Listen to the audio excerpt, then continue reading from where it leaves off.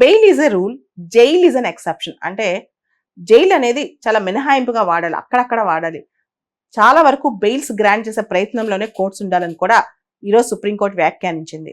Unlimited period అంటే నిరవధికంగా ఏ trial జరగకుండా ఏ వ్యక్తిని బెయిల్ ఇవ్వకుండా ఉండకూడదు.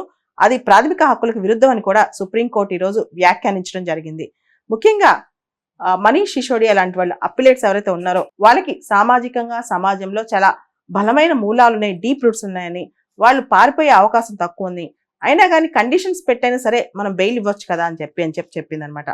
అంటే బెయిల్ అనేది బెయిల్ విత్హెల్డ్, బెయిల్ ఆపటం అనేది ఒక పనిష్మెంట్ లాగా, ఒక ఆయుధంగా ఎందుకు వాడుతున్నారని కూడా సుప్రీంకోర్టు ఈ కేసులో ప్రశ్నించింది. అయితే కొన్ని అంశాలు మనం గమనించాలి.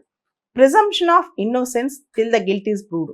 ఒక వ్యక్తి తప్పు పూర్తి స్థాయిలో నిర్ధారణ అయితే తప్పితే అతని ఇన్నోసెంట్ గానే భావించాలన్నమాట. అతనికి ఏమీ తెలియదనే భావించాలి.